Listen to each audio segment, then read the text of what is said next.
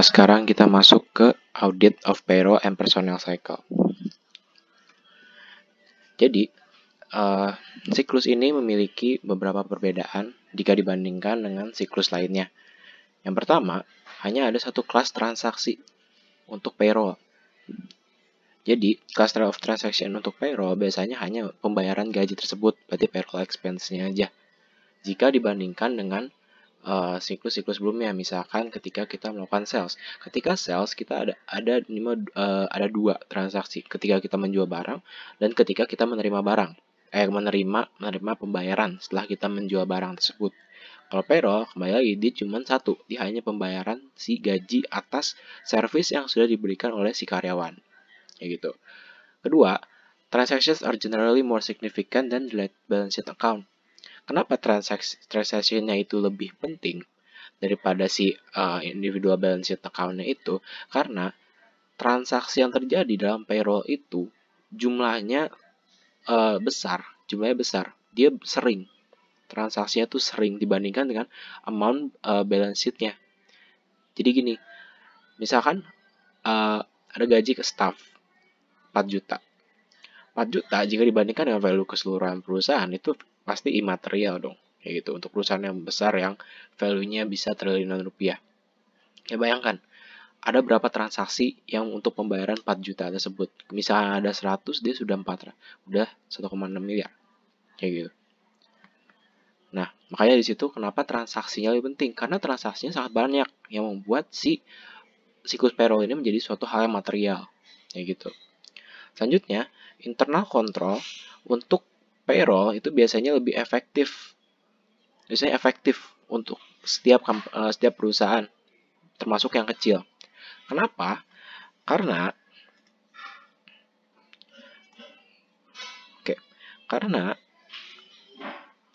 biasanya si payroll ini dia itu pertama dia diatur oleh pemerintah. Juga misalkan kalau di negara tertentu ada labor union, itu juga diatur oleh mereka. Satu, berarti secara peraturan dia ketat untuk pengaturan payroll. Kedua, ketika ada underpaid atau overpaid dari payroll, maka perusahaan ataupun si employee yang dibayar pun dia pasti akan protes. Gunanya internal control kan untuk memastikan bahwa keadaan operasi perusahaan itu berjalan sesuai seharusnya, berjalan sesuai prosedur yang diharapkan. Ketika misalkan si karyawan underpaid atau dibayar di bawah rate yang seharusnya, maka si employee pasti nggak terima dong. Dia pasti lapor ke perusahaannya. Kayak, ini kenapa saya dibayar cuma segini, padahal harusnya tidak segini, gitu kan.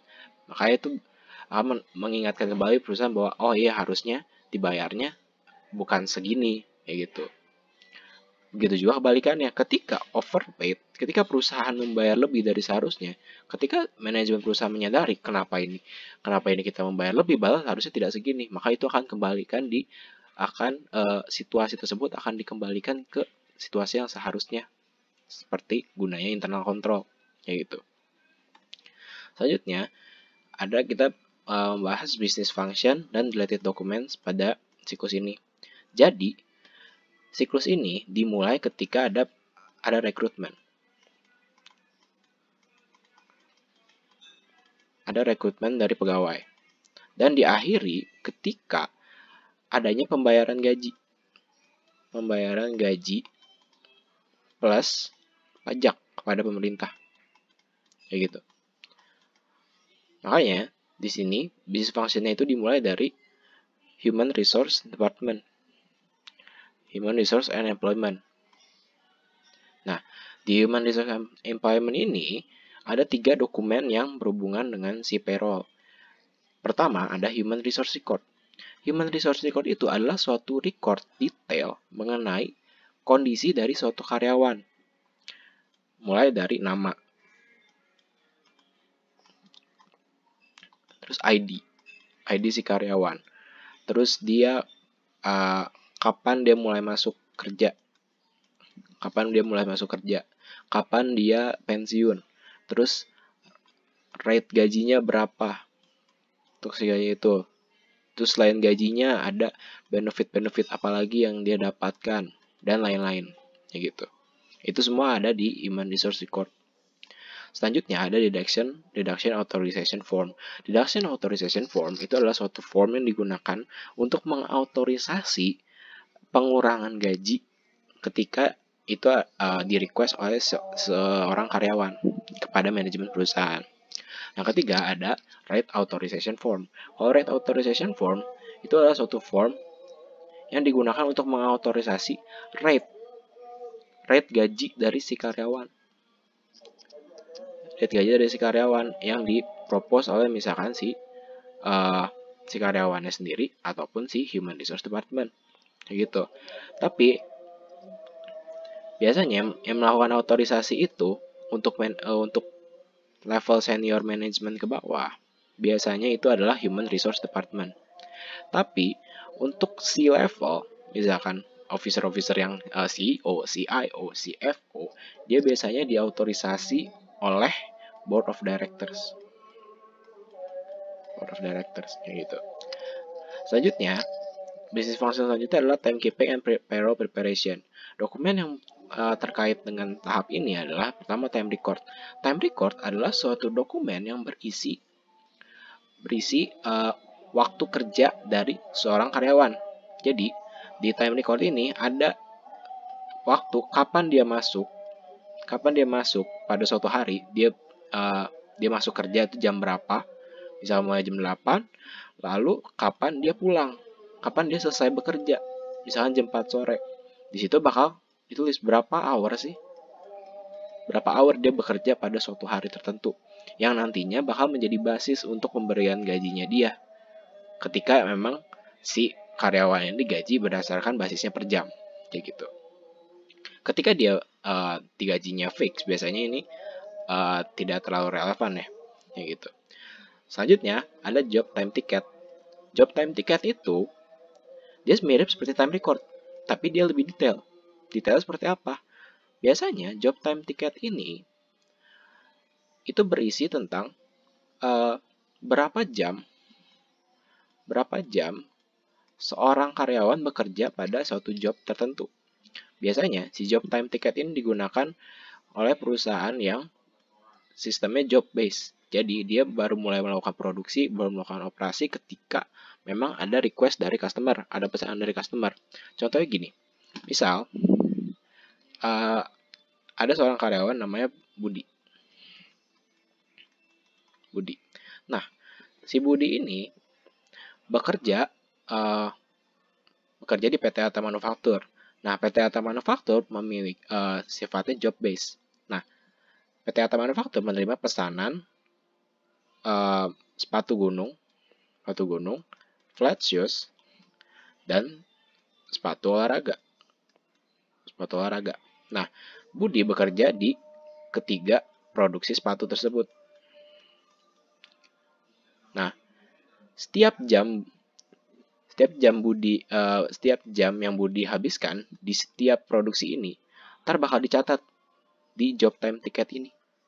Jadi di job time ticket ini akan tertulis Budi bekerja di produksi sepatu gunung misalkan 2 jam, di flat shoes 3 jam, di sepatu olahraga 1 jam, kayak gitu. Gunanya apa si job time ticket ini? Job time ticket ini biasanya berguna untuk membantu perusahaan mengalokasikan cost terhadap labor yang di-spend di suatu job tertentu, kayak gitu. Nah, selanjutnya ada payroll transaction file. Payroll transaction file itu adalah suatu dokumen yang berisi setiap transaksi payroll yang terjadi di perusahaan, kayak gitu. Yang nantinya dia akan menjadi basis untuk pengisian payroll journal dan payroll master file. Seperti kita tahu, master file itu biasanya adalah status. Ketika dulu kita belajar inventory, itu menjadi status inventory. Penambahan, pengurangan, beginning balance, dan ending balance. Di sini juga ada. Setiap tahun ada beginning balance untuk gaji. Berapa sih perusahaan udah membayar gaji berapa sih ke si karyawan ini selama 1 tahun sebelumnya. Lalu ada penambahan setiap bulan ketika perusahaan membayarkan gaji ke setiap karyawan ini. Lalu nanti ada ending balance dari setiap gaji karyawannya, kayak gitu. Misalkan si Pak Budi ini, kayak gitu. Selanjutnya Business function yang selanjutnya adalah payment of payroll. Nah, di payment of payroll ini ada beberapa dokumen yang biasa digunakan. Pertama ada payroll direct deposit or check. Ini tergantung dari bagaimana perusahaan itu membayarkan gaji kepada karyawan. Kalau misalkan perusahaan membayarnya menggunakan cek, maka dokumen yang digunakan dengan cek. Tapi kalau misalkan perusahaan biasanya langsung mentransfer gaji, maka dokumen yang dipakai adalah direct deposit, kayak gitu. Selanjutnya ada payroll bank account reconciliation. Dokumen ini digunakan untuk sebagai bank rekon antara si perusahaan dengan si bank berkaitan dengan transaksi payroll yang dilaksanakan, terutama cash yang dibayar ketika melakukan payroll tersebut. Selanjutnya ada Impress Payroll Account. Impress Payroll Account itu adalah suatu account khusus di bank yang dimiliki oleh si perusahaan, yang gunanya itu hanya untuk pembayaran gaji, payroll saja. Jadi sistemnya dia mirip kayak petty cash. Jadi memang si cash dari si perusahaan itu disisihkan khusus untuk tujuan tertentu. Kalau di sini tujuannya adalah untuk pembayaran gaji. Biasanya perusahaan akan mentransfer sejumlah uang dari main account-nya ke Impress Payroll Account ini, sesuai dengan amount yang harus dibayar pada tahun ini atau pada bulan ini, kayak gitu. Gunanya apa? Itu akan menjadi suatu bentuk internal control juga untuk perusahaan. Kenapa? Karena misalkan perusahaan itu sudah menghitung, dia akan membayar karyawannya misalkan bulan Mei ini 800 juta total semuanya dari sekian ribu karyawan, pokoknya dibayar 800 juta. Ternyata 800 juta ini habis di akhir bulan, sudah habis, udah ditransfer semua. Ternyata masih ada satu karyawan, si Budi ini belum dapat gaji. Padahal 800 juta yang dibudgetkan ini sudah habis. Berarti ada kemungkinan ada karyawan lain yang dia tuh menerima gaji yang tidak seharusnya, yang dia tuh menerima gaji yang lebih, yang menjadi bagian dari si Budi, kayak gitu. Nah, itu menjadi membantu perusahaan tinggal mencari siapa nih yang mendapat gaji yang lebih dari yang seharusnya, kayak gitu. Nah, selanjutnya ada bagian preparation of payroll tax return and payment of taxes. Biasanya kalau misalkan di luar negeri itu dokumennya ada W2 untuk pembayaran si pajak tersebut. Tapi kalau di Indonesia biasanya kita pakai form si PPh 21-nya, lalu surat pemberitahuan untuk pajak penghasilan pasal 21, ya gitu. Nah, selanjutnya ada beberapa internal control yang biasa digunakan di perusahaan berkaitan dengan payroll. Pertama, ada adequate segregation of duties. Internal control ini pasti digunakan di setiap siklus, karena ini sangat penting. Di siklus ini, apa saja sih yang dipisahkan? Biasanya yang dipisahkan itu adalah Human Resource Department, terus bagian accounting-nya, dan bagian yang melakukan pembayaran cash untuk gaji. Misalkan kita ambil contoh aja treasury di sini. Treasury. Biasanya ketiga ini harus dipisahkan. Kenapa? Karena gini, misalkan pembayaran gaji itu difokuskan di Human Resource Department aja, nggak ada nih yang si dua ini. Misalkan Human Resource Department, dia itu punya kewenangan untuk menambah dan mengurangi data karyawan yang ada. Menambahnya kapan? Ketika ada karyawan masuk. Mengurangi kapan? Ketika ada karyawan keluar. Berarti dia bebas untuk menambahkan dan mengurangi karyawan yang ada. Gitu. Bisa aja dia menambahkan suatu karyawan yang fiktif, lalu membayarkan gaji itu untuk kepentingan pribadinya dia. Gitu. Makanya itu kenapa Human Resource Department, Accounting, dan Treasury itu harus dipisahkan untuk menghindari adanya fraud. Nah, selanjutnya ada proper authorization. Proper authorization ini otorisasi apa? Pertama, rate gaji. Seperti yang tadi disebutkan ya, rate gaji. Misalkan untuk senior management ke bawah, dia biasanya di autorisasi oleh manajernya, Human Resource Department, ya gitu. Terus kalau misalkan untuk C level biasanya dia oleh BOD, Board of Directors. Kenapa sih sampai harus di autorisasi oleh BOD? Kenapa nggak Human Resource Department aja? Jadi kasusnya begini, C level itu biasanya kan dia udah jabatan yang tertinggi. Jabatan tertinggi. Kadang CEO itu dia bisa menentukan gajinya sendiri, berapa dia mau dibayar dia bisa menentukan sendiri, kayak gitu. Nah tapi dia harus meminta approval dari board of directors, kayak gitu. Makanya kenapa board of directors? Karena technically board of directors lebih tinggi lagi dibandingkan jabatannya si CEO, kayak gitu. Makanya dia harus minta approval ke mereka gitu loh. Selain rate dari gaji karyawan, ada juga jam kerja. Jam kerja, jika misalkan dia memang digaji per jam ya. Jam kerja itu authorization oleh siapa? Oleh supervisor. Oleh supervisor bagian produksi misalkan, kayak gitu. Nah, selanjutnya internal ada educate document and records. Seberapa educate dokumen yang dibutuhkan dan record yang dibutuhkan perusahaan adalah tergantung dari dokumen dan record apa yang seharusnya digunakan oleh perusahaan. Misal, kalau misalkan si perusahaan itu membayar karyawannya secara per jam, berarti dokumen apa yang perlu ada? Berarti perlu ada time record. Time record. Perlu ada job time ticket kan? Job time ticket. Kayak gitu. Kalau misalkan dia bukan menggunakan hour, berarti bisa jadi dia nggak pakai dokumen-dokumen ini. Kayak gitu.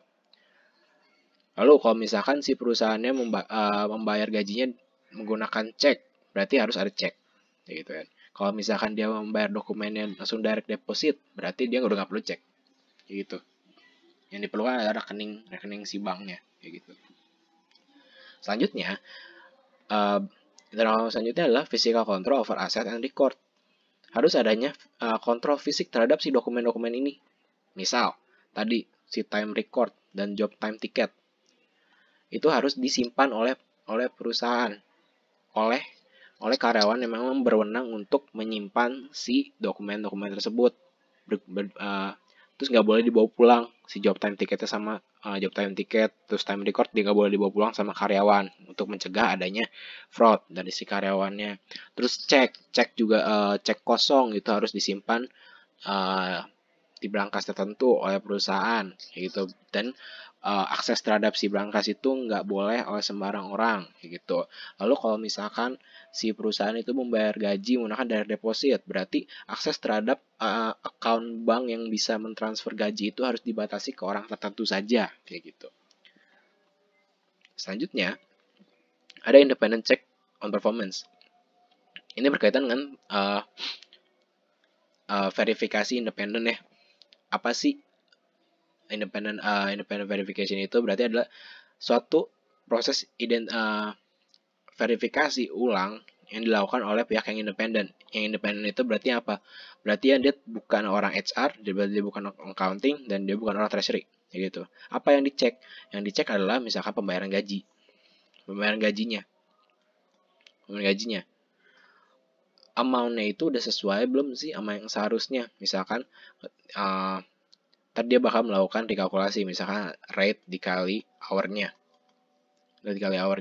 Misalkan perusahaan mencatat pembayaran gajinya 20 juta. Nanti si orang yang independen ini bakal cek si rate kali hour ini benar gak sih 20 juta. Kayak gitu, sebagai bentuk internal control. Begitu juga untuk pajak, penghitungan pajak, maka kita akan dilakukan verifikasi secara independen lagi oleh orang tersebut. Kayak gitu. Nah, selanjutnya kita berbicara tentang fraud yang berkaitan dengan lab ini.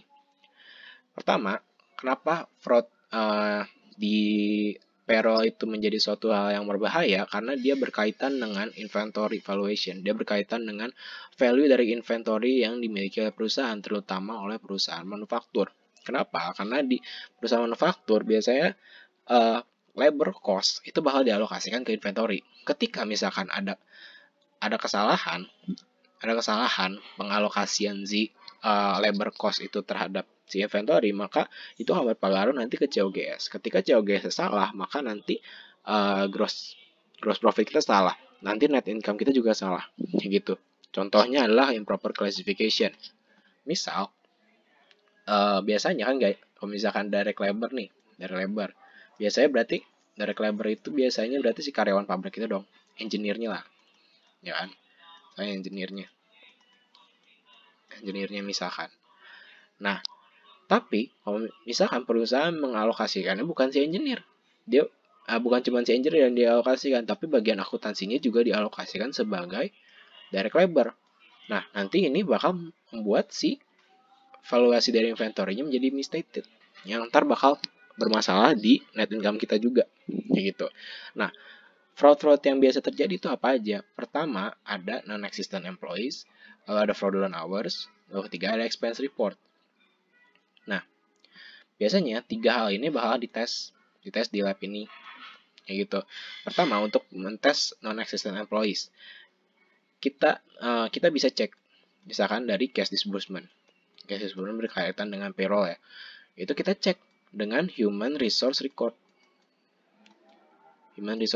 Kita cek apakah karyawan yang ada dibayar di cash disbursement ini itu ada nggak sih informasinya di sini? Kalau nggak ada, berarti dia tuh non-existent, dia tuh fiktif, kayak gitu. Selanjutnya, untuk fraudulent hour, jam kerjanya salah. Gimana kita cara memeriksa jam kerja yang salah? Gini, terutama untuk perusahaan yang manufaktur, biasanya kita bisa mencek dengan cek aja dulu berapa jam sih, misalkan untuk job tertentu, misalkan untuk job 1 berapa labor hour yang di spend untuk si job 1 keseluruhan itu.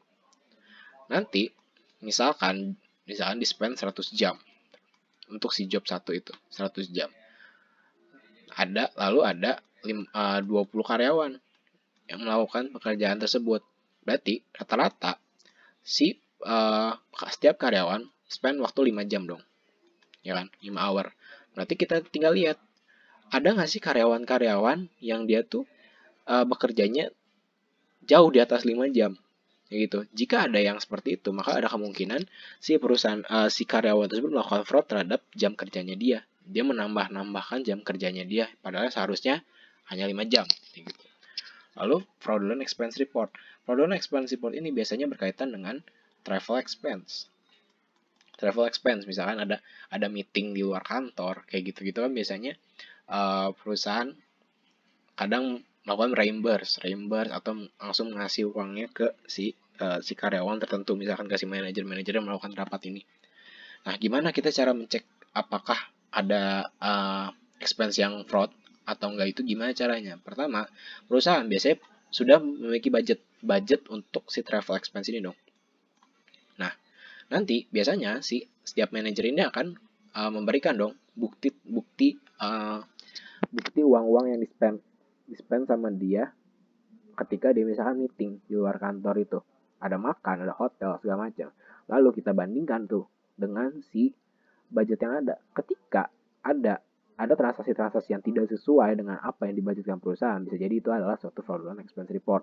Ya gitu, misalkan tiba-tiba ada dia si karyawan membeli souvenir, padahal itu harusnya nggak ada di budget untuk travel expense itu. Nah, itu bisa jadi fraudulent expense report, kayak gitu. Nah, selanjutnya kita masuk ke test of detail balance. Ada 2 balance related audit objective yang utama di lab ini. Pertama, itu adalah accuracy, yang kedua adalah cutoff. Gitu. Jadi ada 2 hal yang dites di lab ini. Pertama adalah amount yang di-accrued amount-nya. Lalu satu lagi adalah expense. Expense dari apa? Dari payroll pastinya, kayak gitu.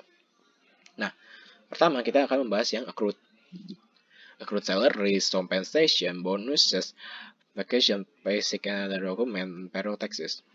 Jadi, biasanya si auditor, hal pertama yang akan dia lakukan itu untuk mentes si payroll ini, dia akan melakukan analytical procedure untuk mencari amount atau perbedaan yang signifikan dari misalkan dari 2 tahun yang berbeda, misalkan dari 2017 ke 2018. Kenapa? Kenapa dimulai dengan analytical procedure? Karena gini, biasanya gaji karyawan itu pertama dia tidak setiap tahun naik, ya kan? Jadi kurang lebih amount-nya dia bakal stay di satu amount sama misalkan 1 atau 2 tahun. Jadi kurang lebih misalkan 2017 sama 2018 bakal amount-nya sama, rate-nya sama. Kedua, biasanya gaji-gaji itu setiap karyawan kurang lebih sama. Untuk misalnya jabatan tertentu, untuk staff biasanya untuk staff semua staff sama. Rate misalkan 4,5 juta. Untuk manajer kurang lebih sama. Sekian juta gaji pokoknya. Kayak gitu. Untuk si level mungkin sekian. Kayak gitu. Berarti kita tinggal melakukan analisa prosedur. Kita cari nih, ada nggak sih yang memiliki perubahan misalkan harusnya itu 4,5 juta. 4,5 juta nih, semua karyawan 4,5 juta, tiba-tiba ada satu yang 5,5 juta. Nah, nanti si 5,5 juta ini, karyawan dengan 5,5 juta ini yang bakal dites. Nah, ditesnya dengan cara apa? Tesnya dengan cara apa? Pertama, dengan cara dikalkulasi. Dikalkulasi gimana? Kita lihat aja. Misalkan, ini 5,5 juta nih.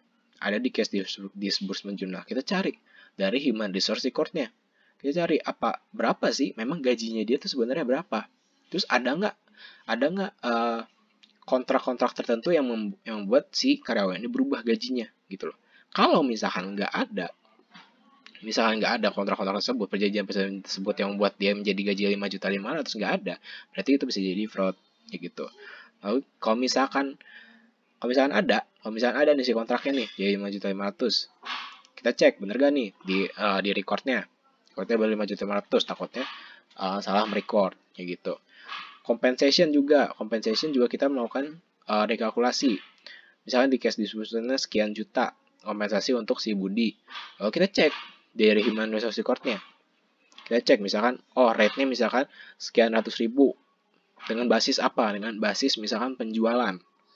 Ya udah, kita kalikan penjualannya yang dilakukan si Budi dengan rate itu. Apakah dia kompensasinya benar? Kompensasi yang kita hitung sama nggak dengan yang sudah dibayar oleh perusahaan ke si Budi. Seperti yang dicatat di case disbursement journal. Hal yang sama juga bisa dilakukan untuk ketiga ini sih sebenarnya. Nah, tapi kalau tadi kan kita membandingkannya dengan human resource record. Nah, kalau bonus kita bandingkannya bukan dengan human resource record, tapi dengan minutes of meeting dari si board of director. Kenapa? Bonus itu biasanya diberikan ketika perusahaan itu memiliki keuntungan pada titik tertentu, biasanya yang besar kan. Makanya itu nggak bakal ada di human resource record. Itu biasanya ada di kesepakatan pada minutes of meeting, pada notulensi rapat board of directors. Jadi kita tinggal cek. Misalkan tahun ini case disbursement journal mencatat bahwa kita memberikan bonus untuk seluruh karyawan, total seluruhnya adalah 25 miliar. Kita cek ke minutes of meetingnya, ada nggak sih board of director mensepakati membayar bonus sebesar 25 miliar kepada karyawan. Kalau ada ya udah nggak ada masalah, tapi kalau nggak ada itu menjadi suatu bahan adjustment juga buat si perusahaan. Lalu accrued vacation pay, sick pay, dan other benefit. Kalau ini sama, kita tinggal melakukan analisa prosedur. Kita tinggal bandingkan sih sebenarnya. Kita tinggal bandingkan ketentuan dari 2017 sampai 2018 sama nggak nih, konsisten nggak nih? Terus ada nggak perubahan dari ketentuan tertentu? Kalau misalkan nggak ada, berarti amount-nya kurang lebih sama dong, yang bakal diterima oleh setiap karyawan. Ya udah, kita tinggal cari ada nggak amount yang dia tuh berbeda, dari misalkan dari keseluruhan karyawan, misalkan setiap karyawan menerima 1,5, tiba-tiba dia menerima 1,750. Kita cek itu kenapa dia bisa berubah jadi 1,750 kayak gitu. Jadi intinya adalah kalau misalkan kayak salaries ini, biasanya kita mencek dari tahun ke tahun ada nggak sih perubahan ketentuan dari gaji kayak gitu. Misalnya lalu kita bandingkan dengan karyawan lain. Lalu selanjutnya untuk payroll tax, untuk pajak kita tinggal bandingkan Kita tinggal bandingkan ketentuan pajak dengan jumlah pajak yang dibayar. Gitu. Lalu kita kalkulasi. Apakah amount pajak yang dibayar itu udah sesuai atau belum. Kayak gitu. Kenapa kita hanya menghitung yang kayak tadi si 5.500.000 yang dia tuh berbeda dari hasil analitika prosedur yang lain yang ketika yang konon dia dibilang perubahan yang signifikan. Karena gini, kembali ke karakteristik si payroll. Payroll itu transaksinya banyak banget. Per bulan bisa ada ratusan atau ratus ribuan transaksi. Belum kalau misalkan si perusahaan membayar gaji karyawan misalkan 2 minggu sekali. Kayak gitu. Bayangkan berapa banyak yang harus kita rekalkulasi. Kayak gitu. Itu menjadi suatu hal yang time consuming. Makanya auditor biasanya melakukan analitika prosedur dulu untuk make sure ada nggak sih yang berbeda, yang dia tuh berbeda dari yang biasanya, kayak gitu. Biasanya auditor juga bergantung ya pada internal control ya, karena katanya seperti yang dibilang internal control perusahaan mengenai payroll itu biasanya udah bagus, kayak gitu. Makanya kita bisa nggak perlu melakukan tes yang terlalu dalam untuk memeriksa payroll. Tinggal kita cari aja nih yang ada perbedaan signifikan, baru kita tes, kayak gitu. Nah, selanjutnya untuk expense kalau misalkan officer compensation itu tinggal kita cek ke board of directors. Kan tadi untuk officer si level itu CEO, CFO, CIO itu kan dia bisa menentukan sendiri ya berapa banyak gaji yang dia mau. Ya udah, kita tinggal cek aja ke board of directors minutes of meeting ya. Misalkan si officernya itu dibayar 250 juta sebulan. Apakah itu di-approve oleh board of directors di notulensi rapatnya kayak gitu. Sama dengan komisi, lalu payroll tax expense juga sama kayak accrued payroll. Kita bandingkan dengan UU pajak, setelah kita rekalkulasi lagi. Lalu total payroll kita tinggal bandingkan, tinggal kita jumlahkan semua transaksi payroll yang ada. Kita rekalkulasi apakah yang dikalkulasi oleh si perusahaan itu sama yang udah dikalkulasi sama kita itu sudah sama atau belum. Kalau ada perbedaan, maka itu nanti akan menjadi adjustment perusahaan. Bisa jadi ada error, bisa jadi ada fraud, kayak gitu. Lanjutnya yang terakhir adalah contract labor. Contract labor ini berkaitan dengan karyawan yang dipanggil dari misalkan agensi tertentu, karyawan sewaan dari pihak ketiga. Misalkan kayak outsourcing gitu. Jadi coba dia kayak outsourcing pegawai. Nah, gimana kita mentes payroll untuk si pegawai yang di outsource itu? Simple, kita tinggal cek kontraknya.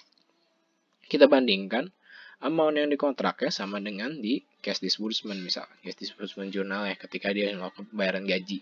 Apakah jumlah yang dibayar di cash disbursement ini udah sesuai dengan rate yang disepakati di kontrak atau belum? Terus kita bisa juga bandingkan misalkan dengan time recordnya, ketika misalkan dia memang digaji per jam, kita kalikan aja rate yang di sini, kita kalikan dengan total jam yang sudah dikerjakan oleh si karyawan sewaan tersebut, karyawan outsource tersebut, ya gitu. Lalu bandingkan dengan cash disbursement journal, apakah sudah sama atau belum, ya gitu. Sekian dan terima kasih.